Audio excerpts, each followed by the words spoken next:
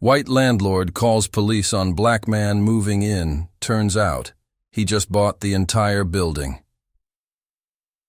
The August sun beat down mercilessly on Commonwealth Avenue as Marcus Johnson carefully maneuvered his Range Rover into a vacant parking spot across from Westfield Heights. He sat for a moment, air conditioning still running, taking in the sight of the imposing brick structure that now belonged to him. 7 stories of classic Boston architecture, with ornate cornices and perfectly symmetrical windows, all framed by century-old oak trees that provided dappled shade along the walkway. The property exuded old money and exclusivity, precisely the kind of establishment that had once turned him away. Marcus checked his Audemars Piguet watch, a gift to himself when Next Gen Solutions secured its first $1 million contract, and noted it was just past noon. The moving company's truck should arrive within the hour. He'd scheduled the move for Sunday deliberately, hoping for a quiet transition when most residents might be away at summer homes or brunches, minimizing the spectacle of the building's new owner moving into Unit 501. Not that he planned to stay there long term. The penthouse would eventually be his permanent residence, but extensive renovations were needed first. He stepped out of the vehicle, the humidity immediately causing his tailored blue linen shirt to cling uncomfortably to his back. At 35, Marcus maintained the athletic build of his college basketball days at Harvard, though the occasional gray hair at his temples hinted at the stress of building a tech empire from scratch. He opened the trunk and retrieved a small leather duffel containing essentials for the night. The moving company would handle everything else. The lobby of Westfield Heights welcomed him with blessed air conditioning and the subtle scent of lemon, polish, and old wood. The marble floors gleamed under softly glowing chandeliers, and a mahogany reception desk stood empty on this Sunday afternoon. Marcus allowed himself a moment of satisfaction as he took it all in. This building represented more than just another acquisition. It was a reclamation of dignity, a full-circle moment 15 years in the making. Just as he was heading toward the elevator, his phone vibrated. A text from Sophia. "Movers called. Running 30 minutes late. Traffic on the Pike." Marcus typed a quick acknowledgement and decided to bring up the leather duffel rather than wait. He pressed the elevator button, listening to the gentle mechanical hum as the car descended from upper floors. When the doors slid open, an elderly white couple stepped out, pausing momentarily when they saw him. The woman offered a hesitant smile, while the man merely nodded, their eyes lingering a beat too long on his face before they continued across the lobby and out the front doors. Marcus had grown accustomed to these small moments, the split second. Calculations people made when encountering a 6'2" black man in spaces they'd unconsciously designated as their exclusive domain. He no longer let it bother him, at least not outwardly. Success was his armor now. The elevator carried him smoothly to the 5th floor, where the corridor stretched in both directions, muted beige walls adorned with tasteful landscapes in gilded frames. Unit 501 was to the right, a corner apartment with windows facing both the avenue and the side garden. Marcus retrieved the keys from his pocket, actual metal keys, not just key cards, another charming anachronism of the building, and opened the door to his temporary home. The apartment was exactly as the photos had shown, spacious, with hardwood floors, crown molding, and large windows that filled the space with natural light. The previous tenant had moved out weeks ago, and the cleaning service had left it immaculate. Marcus set his duffel on the kitchen counter and walked to the windows, taking in the view of the tree-lined avenue below, and in the distance, the Charles River glittering in the summer sun. His phone vibrated again, the moving company, informing him they had arrived earlier than expected and were beginning to unload. Marcus texted back that he would be right down and took one more satisfied look around the empty apartment before heading back to the elevator. When he reached the lobby, he could see through the glass doors that the moving truck had indeed arrived. Its rear doors open as 2 movers in blue uniforms prepared to unload. Marcus pushed through the revolving door and stepped back into the heat, walking briskly toward the truck. "Mr. Johnson?" One of the movers approached him, clipboard in hand. I'm Terrell, head of the crew today. Where would you like us to start? Let's begin with the essentials, Marcus replied, pointing to several clearly marked boxes. Bedroom, and kitchen items, then the office equipment. I'd like to take one particular crate myself, though. Terrell nodded and directed his team as Marcus moved toward the truck, his eyes settling on a wooden crate he'd packed personally. Inside were framed photographs of his late parents, his Harvard MBA diploma, and several awards Next Gen Solutions had received for innovation. The symbols of his journey, the tangible reminders of how far he'd come. The crate was heavier than he remembered, but Marcus lifted it carefully, balancing it in his arms as he turned back toward the building entrance. The weight felt good, grounding him in this moment of achievement. He had just reached the revolving door, attempting to maneuver the awkward crate through, when a sharp voice cut through the humid air behind him. "Excuse me, where exactly do you think you're going?" Marcus turned carefully, the weight of the crate pulling at his shoulders. A thin white man in his early 60s stood on the sidewalk, arms crossed over his chest. He wore a gray suit that hung loosely on his frame, the jacket unbuttoned despite the formal cut, revealing a dress shirt with sweat stains spreading beneath the arms. His thinning hair was carefully arranged to cover a balding crown, and wire-rimmed glasses sat low on his nose as he peered over them with unconcealed suspicion. Marcus recognized the posture, the stance, the tone. He'd encountered this particular brand of authority countless times before. Setting the crate down gently, he straightened to his full height.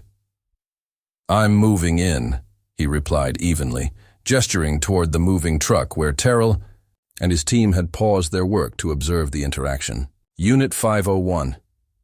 The man, Richard Whitman, though Marcus didn't yet know his name, stepped closer, his thin lips pressed into a line that deepened the creases around his mouth.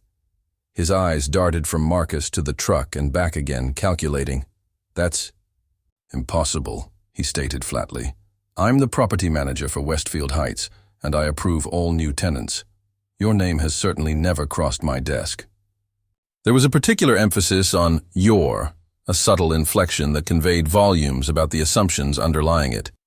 Marcus had heard that emphasis throughout his life, in classrooms, at bank counters, in restaurants, and especially in real estate offices. "There must be some misunderstanding," Marcus said, maintaining a calm he didn't entirely feel. 15 years of navigating white spaces had taught him the value of composure, of never confirming the stereotype of the angry black man, no matter how justified that anger might be. "I have all the necessary documentation." He reached for his phone in his back pocket, intending to pull up the digital copies of the ownership transfer, but Richard's next move cut him short. "Documentation can be faked," Richard declared, pulling his own phone from his jacket pocket and turning on the camera. "I'm going to need you to step away from the building entrance while I call the authorities. This is private property." The sudden shift to recording caught Marcus off guard. The situation was escalating faster than he'd anticipated. Behind Richard, an older woman walking a small dog slowed her pace, watching the confrontation with undisguised interest. "Sir," Marcus said, careful to keep his voice level, "I have every right to be here." Richard stepped closer, his voice dropping to a near whisper, though the camera was still recording. "Listen, people like you can't afford Westfield Heights. This is one of Boston's most exclusive addresses. So whatever scam you're pulling, it won't work." The words landed like a physical blow. Not because they were new, Marcus had heard variations of this sentiment throughout his life, but because of the breathtaking confidence with which they were delivered. The absolute certainty that a black man could not possibly belong in such a place unless through deception. Over by the truck, Terrell and the other movers exchanged glances, their discomfort evident. One of them, a young Latino man, shook his head slightly, a gesture of solidarity that Marcus appreciated but couldn't acknowledge in the moment. Richard, emboldened by Marcus's silence, began dialing with his free hand while continuing to record, with the other. Each tap of his finger on the screen seemed to echo in the suddenly still air. "Yes, hello? This is Richard Whitman, property manager at Westfield Heights on Commonwealth Avenue. His voice took on a formal, officious tone. I need to report a trespassing in progress. There's a suspicious man attempting to enter the building claiming he lives here. A pause as he listened to the dispatcher, his eyes never leaving Marcus's face. Yes, he's still here. No, I've never seen him before. Another pause.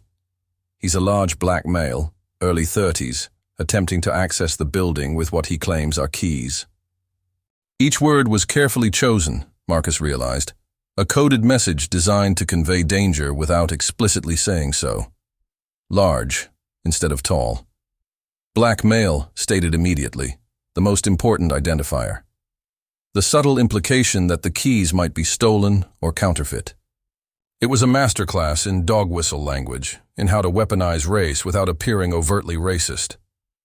Marcus took a slow, measured breath, feeling the familiar weight of these moments settle on his shoulders alongside the physical weight he'd temporarily set down. His attorney, Elaine Chen at Pearson & Hardman, had warned him that something like this might happen. Prepare yourself, she'd said during their final meeting before closing the deal. When you upend the established order, there's always resistance. Reaching into his jacket pocket, Marcus carefully withdrew his driver's license and a folded document. A hard copy of the deed transfer that Elaine had insisted he carry just in case. He placed them deliberately on top of his wooden crate, visible but not offered. I'll wait for the police, Marcus said calmly, settling into a patient stance that belied the complex emotions churning beneath his composed exterior. But you might want to prepare yourself for an unexpected development. Richard's eyes narrowed at this cryptic statement, but he continued his conversation with the dispatcher, adding details about the moving truck that might further justify his suspicions. Around them, the Boston afternoon continued. Cars passed on Commonwealth Avenue, a jogger ran by without a second glance, and someone in a nearby apartment opened a window, releasing the faint sounds of a Red Sox game on the radio. Marcus glanced. Up at the building, at the windows of Unit 501 where he would sleep tonight regardless of this man's interference. He had prepared for resistance, yes, but he hadn't anticipated the strange sense of déjà vu he now felt. Standing outside Westfield Heights, being told he didn't belong, just as he had 15 years ago when he'd first applied for an apartment, here as a graduate student.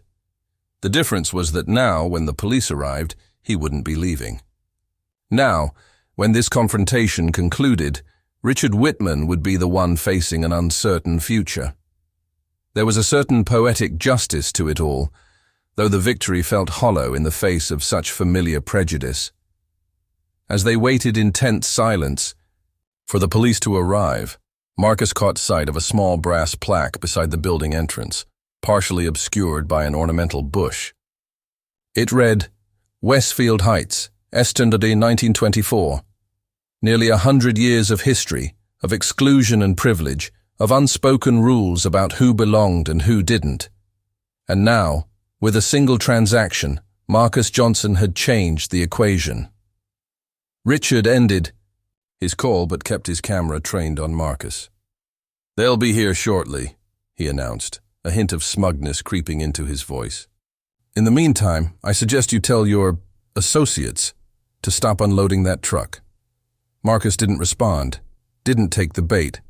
Instead, he pulled out his own phone and sent a quick text to Sophia. You might want to get here sooner. Our welcome party has begun. The confrontation that had started on the sidewalk of Commonwealth Avenue was about to become something much larger than Richard Whitman could possibly imagine. And Marcus Johnson, despite the familiar sting of prejudice, felt a strange sense of calm. After 15 years of planning and working and building toward this moment, he was finally home. The wait for the police stretched longer than Marcus had anticipated. 23 minutes by his precise timepiece, though it felt much longer under Richard Whitman's unwavering surveillance. The property manager had positioned himself strategically between Marcus and the building entrance, as though physically blocking access to Westfield Heights was necessary, despite the police already being en route.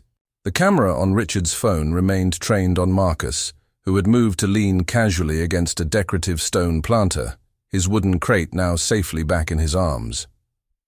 Around them, the neighborhood continued its lazy Sunday afternoon rhythm. A family with 2 small children walked by, the parents casting curious glances at the standoff while hurrying their curious children along. An elderly man emerged from Westfield Heights, nodded briefly at Richard without question, and shuffled toward a waiting Uber. Through it all, Richard maintained his self-appointed sentry position, occasionally muttering into his phone about continuing to monitor the situation. The moving crew, under Terrell's quiet direction, had retreated to the shade of a nearby oak tree, their work suspended in the strange limbo of the confrontation. Marcus had assured them they would be compensated for the delay, but the awkwardness of the situation weighed heavily in the humid air. If this goes on much longer... Before Marcus could respond, Richard cut in sharply. Don't address him as Mr. He hasn't proven he belongs here. The casual cruelty of the statement hung in the air. Marcus caught Terrell's eye and gave a slight nod. It's all right. We shouldn't be waiting much longer. As if summoned by his words, 2 Boston Police Department cruisers rounded the corner, their arrival neither hurried nor accompanied by sirens or flashing lights, a response calibrated for what the dispatcher had likely categorized as a low-priority disturbance. The cruisers pulled smoothly to the curb, and Marcus watched as the officers emerged, taking in the scene with practiced neutrality. From the first vehicle stepped Officer Elena Martinez, a Latina woman in her mid-30s with her dark hair pulled back in a regulation bun that accentuated sharp cheekbones and observant eyes. Her movement was purposeful as she scanned the scene, taking in Richard still recording with his phone, Marcus with his crate, and the moving truck with its stalled crew. Her partner, Officer James Wilson, a broad-shouldered black man with a salt and pepper beard that suggested he was nearing retirement age, followed more slowly, his expression revealing nothing as he adjusted his belt and approached. Richard immediately stepped toward the officers, his posture straightening, phone still recording. Officers, thank you for responding so quickly. I'm Richard Whitman, property manager of Westfield Heights for 15 years. He gestured toward Marcus with a flick of his hand. This individual claims to be moving into our building today, but I've received no notification of any new tenant, especially not in Unit 501, which is one of our premium apartments. The emphasis on premium carried the same weight as his earlier coded language, an implication that such accommodations were beyond what someone like Marcus could legitimately afford. It was a subtle signal from one white man to another, an assumption of shared understanding that Officer Martinez clearly did not appreciate, judging by the slight narrowing of her eyes. Sir, she addressed Marcus directly, bypassing Richard's attempt to control the narrative. May I see some identification? Please. Of course, officer, Marcus replied, his voice calm and measured as he carefully set his crate on the planter ledge. He had spent the waiting time preparing for this interaction, knowing that his response now would set the tone for what followed. From his jacket pocket, he withdrew his driver's license and held it out. I also have documentation regarding my presence here. He indicated the folded papers he had placed atop the crate earlier. Officer Martinez took the license, studying it briefly before passing it to Officer Wilson. She then picked up the papers, unfolding them with methodical care. As she read, her eyebrows rose slightly, and she glanced back at Marcus with new understanding. These are property transfer documents, she stated, showing them to her partner. Officer. Wilson reviewed the papers, his expression remaining neutral, though his eyes lingered on certain sections. Looks like a deed transfer for the entire building, not just an apartment lease, he observed, his deep voice calm but loud enough for Richard to hear clearly.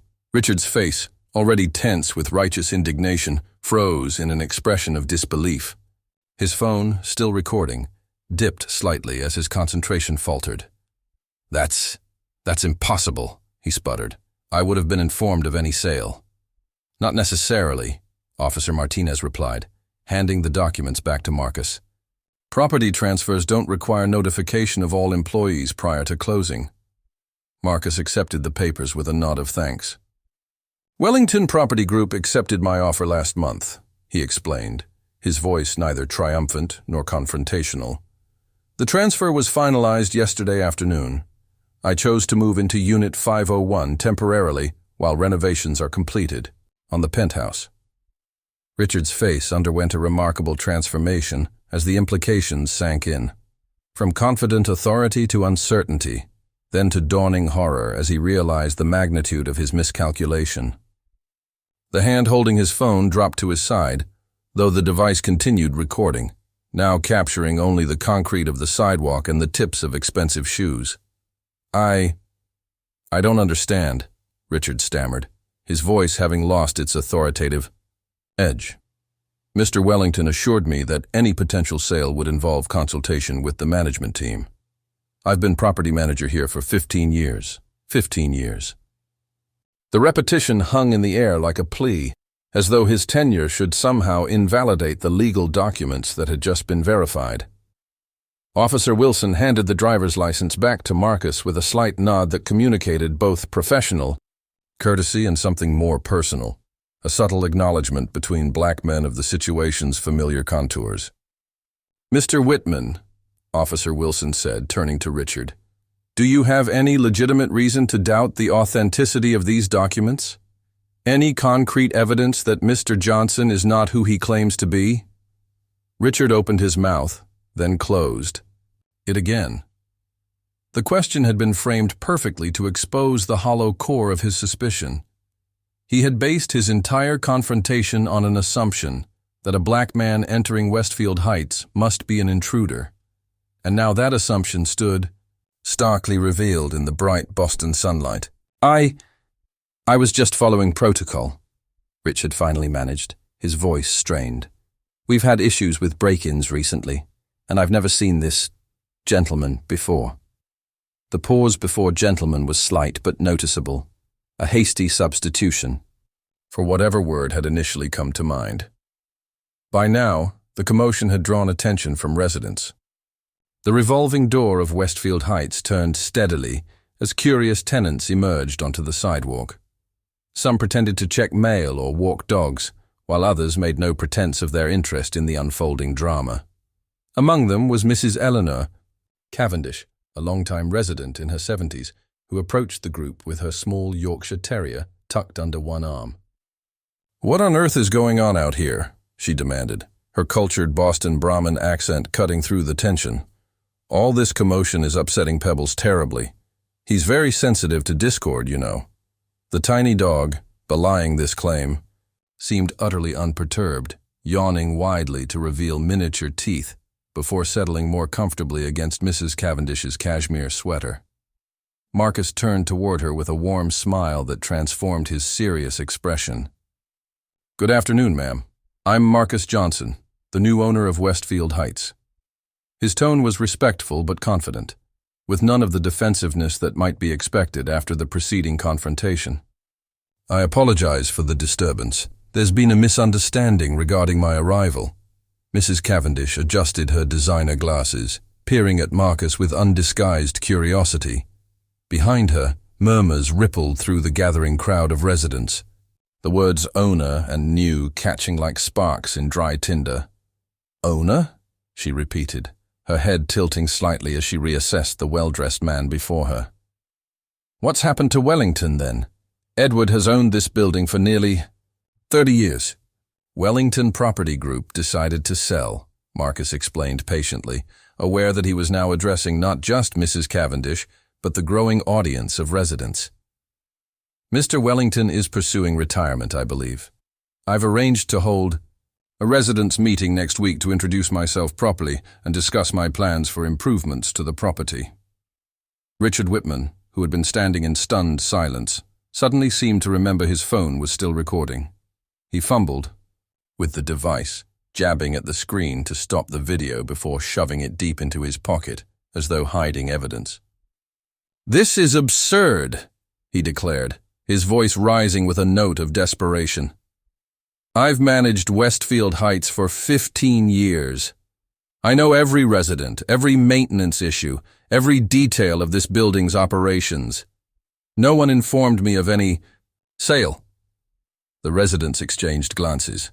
Some seemed concerned by Richard's outburst, while others appeared unsurprised, as though his reaction confirmed private opinions long held, but rarely expressed. "That's one of the first things we need to discuss, Mr. Whitman," Marcus said, his voice taking on a more businesslike tone without losing its fundamental courtesy. "Your employment status and the concerning reports I've received about your management style will require immediate attention." Richard's face flushed dark red, the color spreading up from his collar to his receding hairline. "What reports? Who's been making accusations? I've maintained this building impeccably." His voice had risen to a near shout, causing several residents to step back and Officer Martinez to move subtly closer, her hand resting casually near her belt. The contrast between Richard's escalating agitation and Marcus's continued composure was striking, creating a tableau that communicated volumes without words. The tense moment was interrupted by the arrival of a sleek Tesla Model S that glided silently to the curb behind the police cruisers. The vehicle's distinctive lines and quiet approach drew attention even before its driver emerged. Sofia Rodriguez, dressed in a tailored charcoal pantsuit that complemented her athletic build, her dark hair cut in a precise bob that framed determined features. She moved with the confidence of someone accustomed to commanding attention, a leather portfolio tucked under one arm as she approached the gathering. "Sorry I'm late, Marcus," she called, her voice carrying clearly across the sidewalk. Traffic on Starrow Drive was brutal. Some kind of accident near the Longfellow Bridge. She surveyed the scene quickly, taking in the police presence, Richard's agitated state, and the curious residents with a single sweeping glance.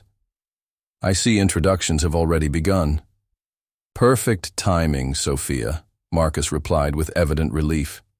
The arrival of his business partner and friend provided not just backup, but also a shift in the dynamic, another professional presence to balance the increasingly precarious situation. "Officers, this is Sofia Rodriguez, my business partner, and co-investor in Westfield Heights. She has additional copies of our ownership documentation if you need them."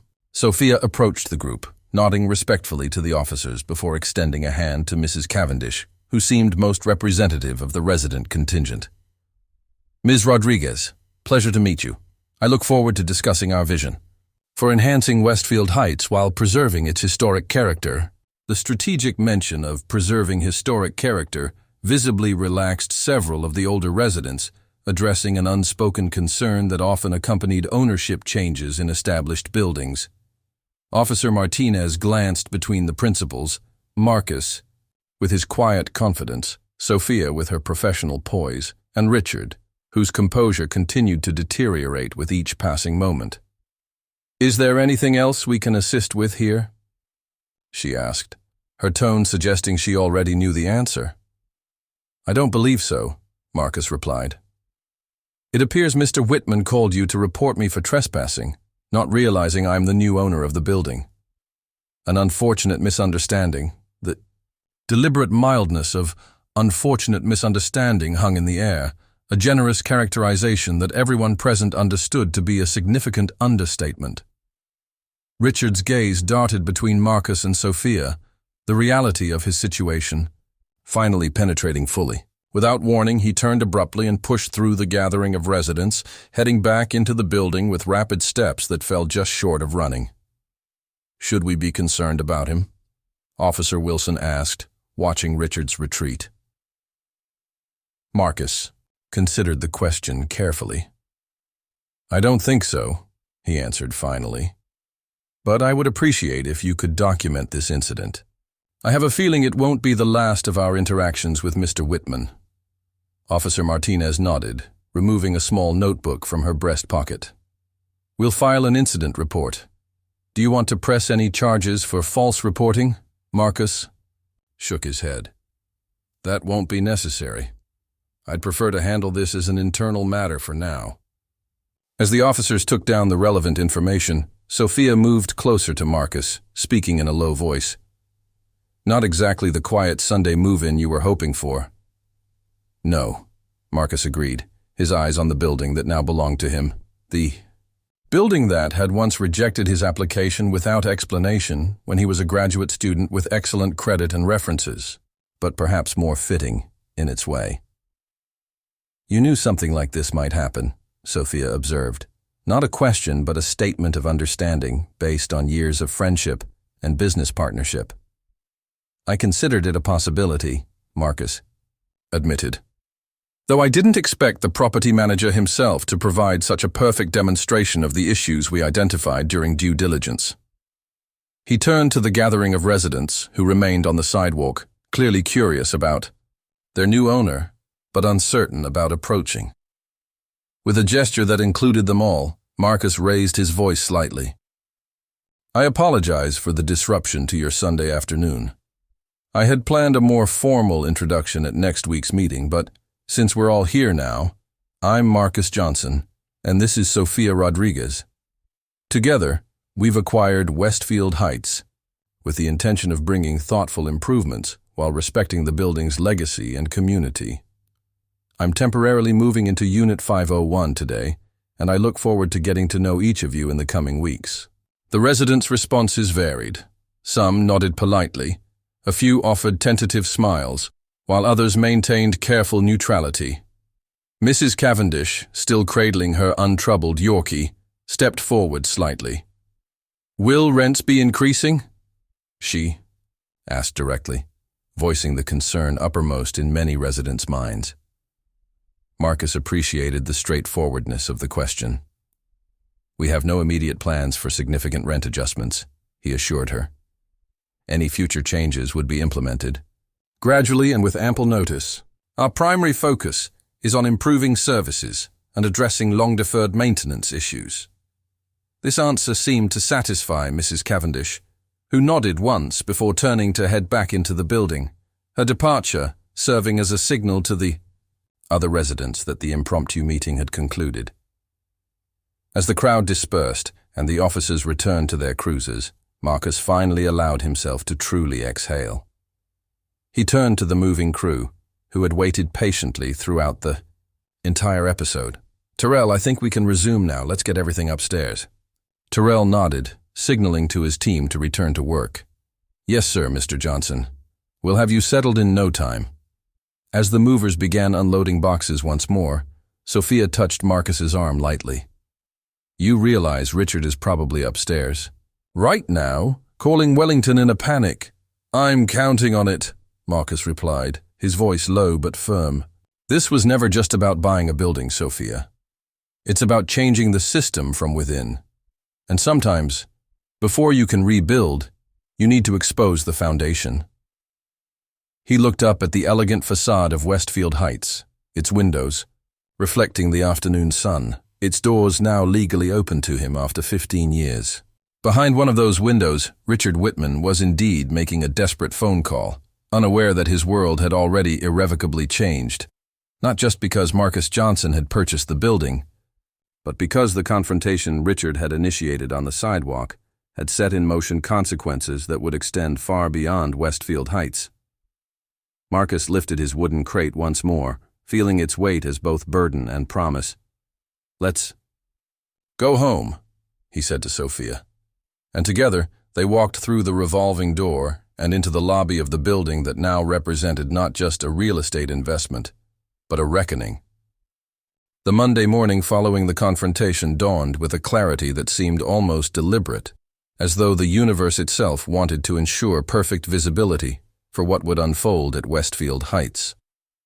By 7:30, Marcus Johnson had already completed his morning run along the Charles River, showered in the surprisingly good temporary bathroom of Unit 501, and prepared a press packet with Sophia that they decided, after careful consideration, to hold in reserve rather than distribute proactively. The building's conference room, a wood-paneled space on the mezzanine level that had likely last been updated during the Reagan administration, had been hastily converted into a temporary office. Marcus had instructed the building's maintenance staff, who had appeared at his door at precisely 7 a.m., clearly uncertain about the protocols surrounding their new employer, to bring in a modern desk from one of the vacant units, along with proper chairs, rather than the faded burgundy monstrosities that had previously furnished the space. By 8:15, the transformation was complete.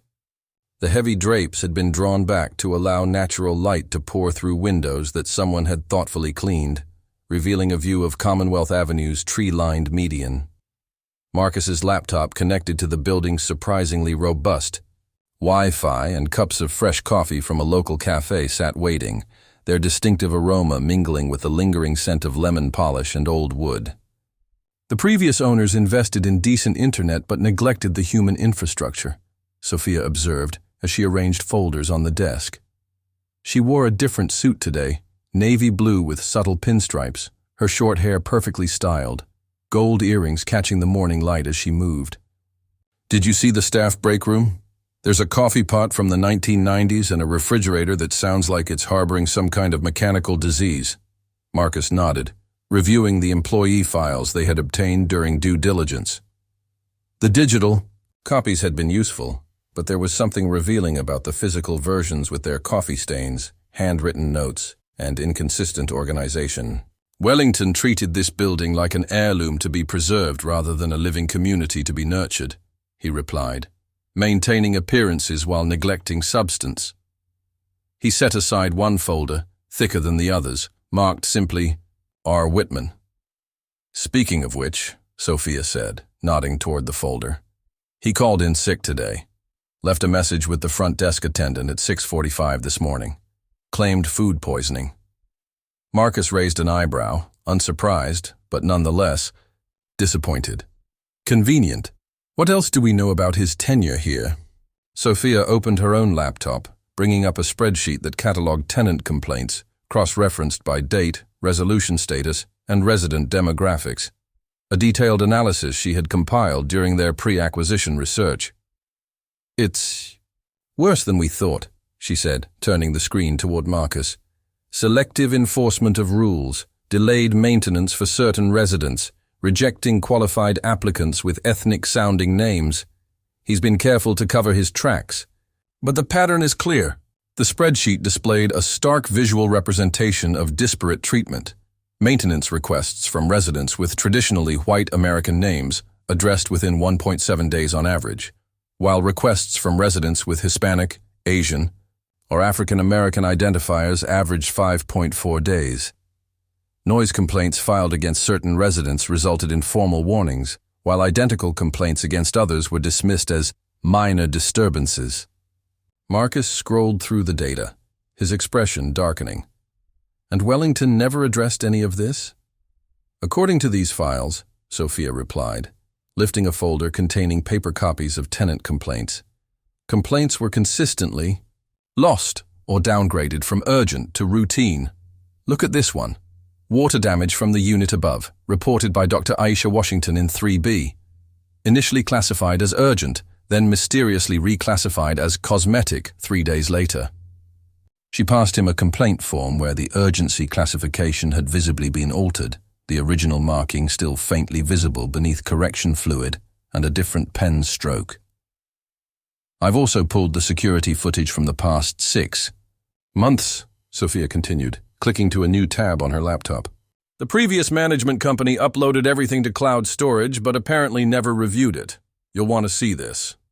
The first clip showed Richard Whitman greeting an older white couple in the lobby, his manner solicitous and deferential, as he personally escorted them to the elevator, engaging in animated conversation the entire way. The timestamp indicated a Tuesday afternoon in April.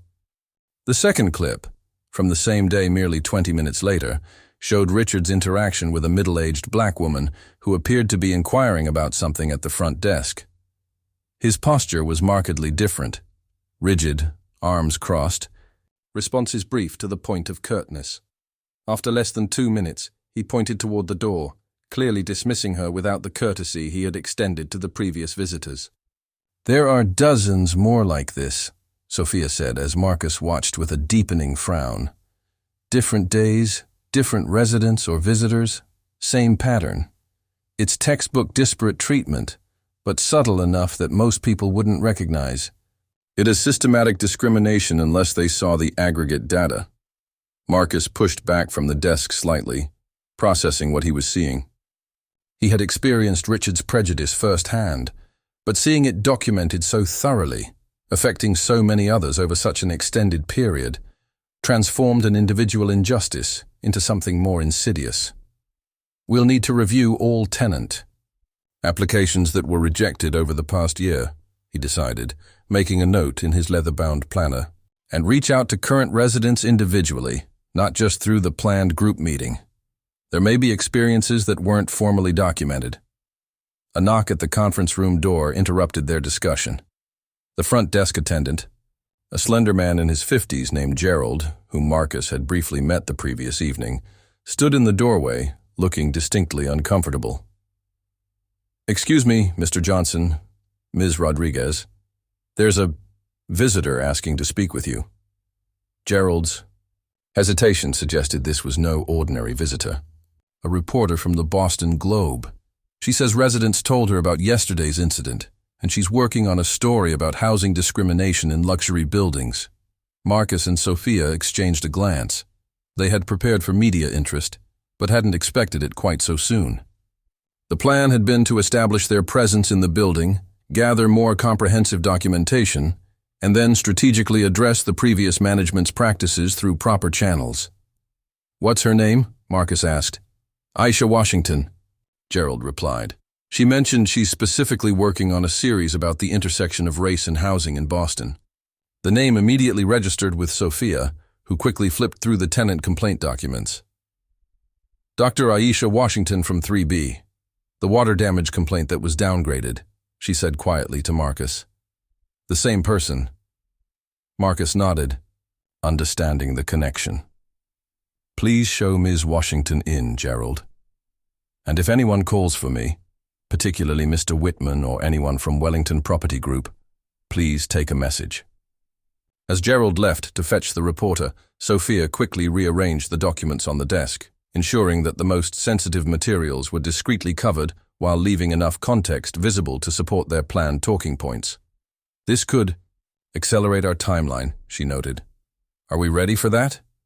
Before Marcus could respond, a young woman appeared in the doorway. Aisha Washington was in her early 30s, with natural hair styled in a neat twist, wearing a tailored pantsuit that managed to look both professional and fashionable. She carried a leather messenger bag and a reporter's notebook, her press credentials visible on a lanyard around her neck. "Mr. Johnson, I'm Aisha Washington from the Boston Globe." Her voice carried the crisp enunciation of someone accustomed to having their words precisely transcribed. "Thank you for agreeing to see me without an appointment. I understand you had quite the welcome to Westfield Heights yesterday." Marcus rose to greet her, extending his hand.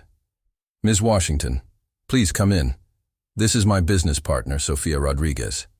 Aisha shook hands with both of them before accepting the offered seat. "I should disclose that I'm both a reporter and a resident here, Unit 3B. I've lived in the building for 2 years, so I've had my own experiences with the previous management." "The water damage incident," Marcus said, deciding that transparency would serve them better than pretended ignorance. Aisha's eyebrows rose slightly in surprise. "You've done your homework, Mr. Johnson." "We conducted thorough due diligence before acquiring the property," Sophia explained. "Tenant experiences were a significant part of our assessment." Aisha nodded, making a quick note in her notebook. "I'll be direct. Residents are sharing that Mr. Whitman called the police on you yesterday, apparently unaware that you had purchased the building. Is that accurate?" Before Marcus could respond, his phone rang. Richard Whitman's name flashed on the screen. The timing seemed almost orchestrated, as though the universe was determined to bring the central conflict to a head in this very moment. "Excuse me, a moment," Marcus said to the reporter.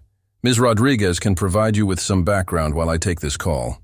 He stepped into the hallway, closing the conference room door behind him for privacy. The polished wood of the corridor gleamed under recessed lighting, the building unusually quiet on a Monday morning as most residents had departed for work. Marcus took a deep breath before answering the call. "Mr. Whitman," he said, his voice neutral but firm. "This is all a misunderstanding," Richard began immediately. his words tumbling out with an urgency that bordered on desperation. The confidence that had characterized his manner the previous day had evaporated entirely. I was simply following security protocols that Wellington established. In fact, I've been meaning to update those protocols to be more welcoming. I've drafted some proposed changes that I'd be happy to review with you when I return tomorrow. The attempt at normalizing the situation, at pretending the confrontation had been merely a procedural hiccup rather than a manifestation of deep-seated prejudice, was so transparent that Marcus almost felt a twinge of pity for the man. Is that why you've been screening tenants based on their names and appearances? Marcus asked, keeping his voice low despite the empty hallway. Or why maintenance requests from certain residents mysteriously get delayed? A long pause followed, so extended that Marcus might have thought the call had disconnected, if not for the faint sound of breathing on the other end. Those are serious accusations, Richard finally said, his tone defensive but notably lacking the indignation that true innocence might have produced. They're documented accusations, Marcus corrected, including your unfortunate decision to record our interaction yesterday, a video that was automatically uploaded to the building's shared cloud storage when you connected to the Wi-Fi this morning. This was a calculated revelation. The IT specialist Sophia had brought in had discovered the automatic backup feature on Richard's phone syncing to the building's administrative cloud storage, a system Richard himself had established but apparently forgotten in his haste to document what he believed would be Marcus's removal from the premises. Another lengthy silence followed, this one heavier than the last. "What do you want?" Richard finally asked, the question stripped of pretense. "I want you in my office at 9 a.m. tomorrow," Marcus stated. "We'll discuss the terms of your departure from Westfield Heights." The line went dead without further response, the abrupt disconnection, conveying more than words could have. Marcus slipped the phone back into his pocket and took a moment to compose himself before returning to the conference room. Inside, he found Sophia skillfully explaining their preliminary plans for building improvements while avoiding any specific commentary on the previous management. Aisha was taking notes, her expression professional but with an unmistakable undercurrent of personal interest. "I apologize for the interruption," Marcus said as he reclaimed his seat. "Now, regarding yesterday's incident, yes, there was an unfortunate misunderstanding with Mr. Whitman, who was unaware of the ownership transfer." Aisha's pen poised above her notebook. Residents who witnessed the interaction described it as considerably more than a misunderstanding. Several mentioned racial profiling and discriminatory language. Marcus met her gaze directly. "Ms. Washington, I understand you're working on a series about housing discrimination. Would you say that's an issue that affects luxury buildings like Westfield Heights, or is it primarily concentrated in more affordable housing?" The strategic pivot wasn't lost on Aisha, whose slight smile acknowledged the deft redirection. "Actually, that's precisely what makes this incident noteworthy. Housing discrimination is often more subtle but no less pervasive in high-end properties. The assumption that certain people don't belong in luxury spaces persists, despite laws against such discrimination. An assumption you've personally encountered as a resident here," Marcus observed. Aisha hesitated, the line between her roles as journalist and resident momentarily blurred. "Off the record? Yes. My maintenance requests take notably longer than my neighbor's identical requests. Guests who visit me are questioned more thoroughly than those visiting other units. Small things that could be coincidental in isolation, but form a pattern over time.